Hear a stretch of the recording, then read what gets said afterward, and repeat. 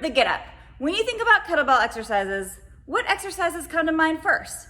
Chances are it's the kettlebell swing and the Turkish get up. It's kind of funny too because they're actually on completely different sides of the spectrum. The kettlebell swing is often the first exercise that you learn when you start getting into kettlebells, and the Turkish get up is a lot more of an advanced move, so it's often the last move to get. But when you really master the kettlebell get up, you feel like a badass. So we're gonna break down the move today piece by piece. I'm gonna show you 2 different ways about going about it as far as progressions are concerned. We're gonna slow it down one piece at a time. What I'd recommend is setting this video up beside you and kind of working through this with me so that you can build on the confidence and really understand each of the moves. We're gonna talk about things to look out for, some of the most common mistakes, and then what to really check in with yourself for, some cues, so that you can make sure that you execute this safely and eliminate risk of injury. Because I will say, there is risk of injury if you don't know exactly what you're doing. So don't go into this blindly. Don't just pick up a kettlebell. The first thing that we're gonna do actually as part of the progression is grab your tennis shoe. Seriously, take your shoe off right now. Take both shoes off, but you only need one for the actual training process, and let's get started.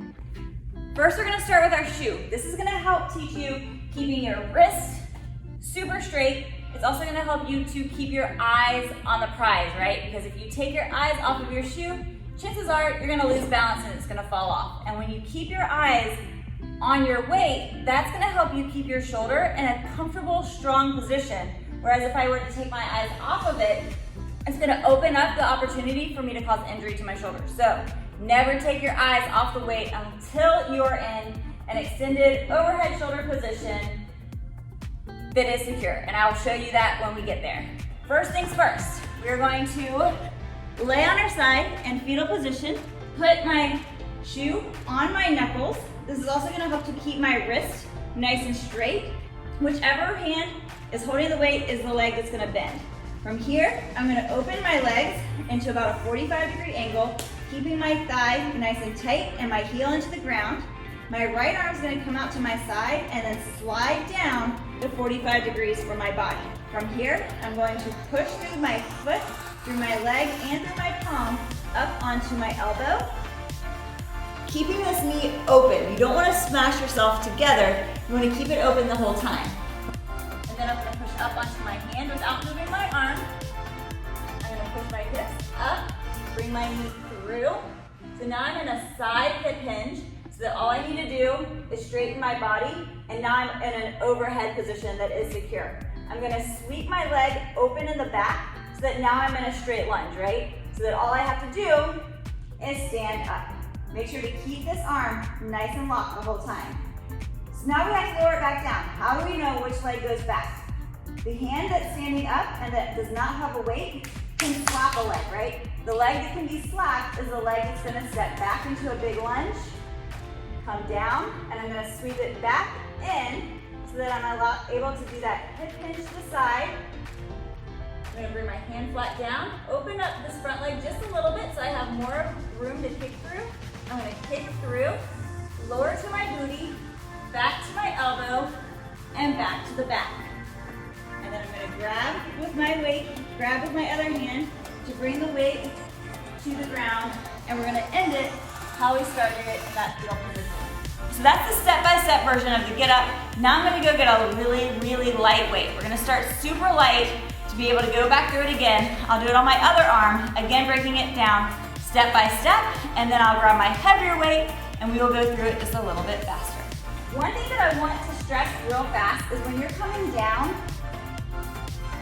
if you feel like you don't have enough space to kick through and you're crowded, that's okay. Simply take your front leg and open it up a little bit wider before you kick through, and you won't have to worry about getting your foot stuck on your leg or on your ankle.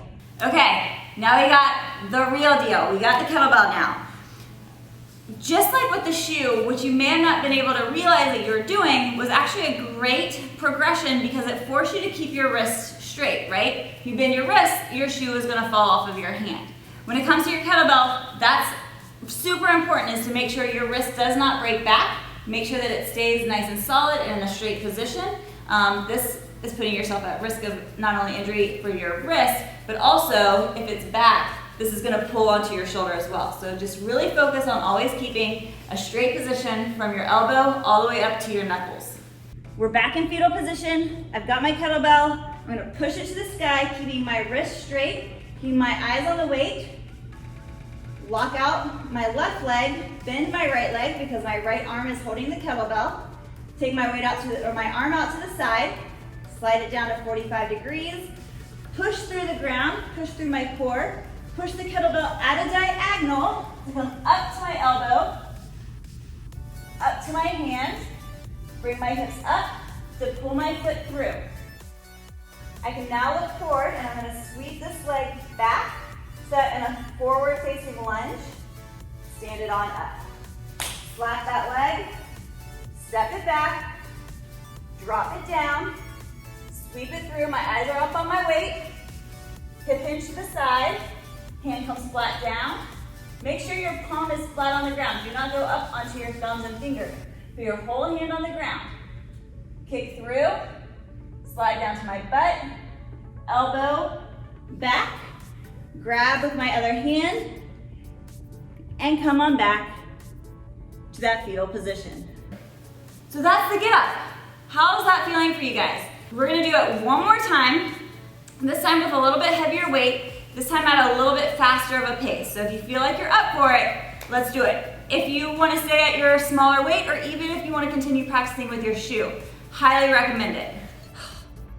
Y'all, I just filmed that entire sequence only to realize that I didn't have the camera on. Okay, so last part, I'm gonna go through this at a normal tempo. I'm still gonna go through it step by step, but I'm gonna go at a little bit faster, chip. And so if you're ready for it, let's do this. Even if you wanna do it with your shoe, let's just try to make it flow a little bit more instead of breaking up each individual step of the way. Cool? All right, here we go. Fetal position. Press it up, right arm up, right knee bent, legs apart, foot flat, arm to 45 degrees. Take a deep breath in, eyes on my weight. Up, the hand, hips up, the swing through. Torso tall. Spread that leg apart in the back to lunge. Step up, flat, lunge down, slide through. Hand on the side for side hip hinge, kick, elbow, back, fetal position. And that's a wrap.